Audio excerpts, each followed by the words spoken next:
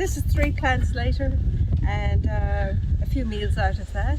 This land has never actually been dug over before, so it's sort of like virgin land. It's mainly scrubby and quite wet, and actually it's performed pretty well.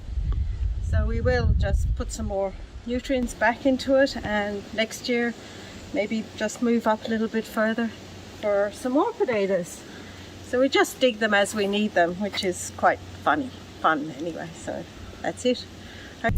Well, we'll follow this up in the next month or so and put in cabbages, some winter cropping veggies after improving the soil first, and they should do really well here, I think, as long as our animals stay away. We're right.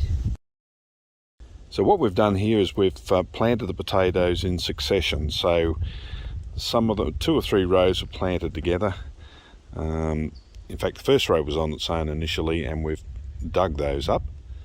Initially it was just a small crop, but I probably let them get a little bit dry, and so they didn't put up as much growth. And we have different types of potatoes. I can't tell you what that one is. Could be Kennebec or Dutch cream, I'm not sure. And you can see the next row was sort of almost ready to be picked. And then we planted some more about 3 weeks ago. And these rows here, there's 3 rows, but only the first one has sprouted.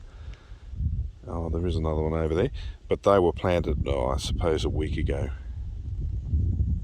And the soil still has a lot of clay in it, but potatoes don't seem to be bothered by it.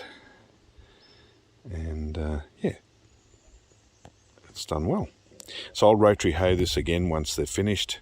I'll put some green manure crops in, broad beans, things like that, to try and add a bit of nitrogen to the soil, peas, and then they'll be ready for planting again next year once the cabbages or the winter crops have been harvested.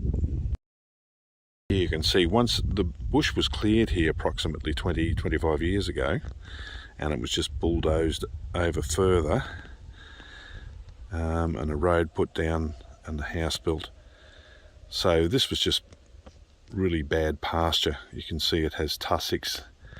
It's got a mixture of sand and clay, and in fact there's about a metre of sand on top of clay here, which will be very handy. So what I'm hoping to do is terrace this area going up to the grapevines, and we can put some plants in there.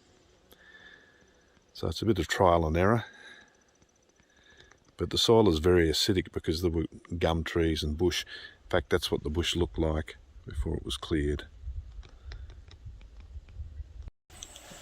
Some lovely dahlias, sweet pea, and big daisies, they're not. A few peas, and a few rogue potatoes.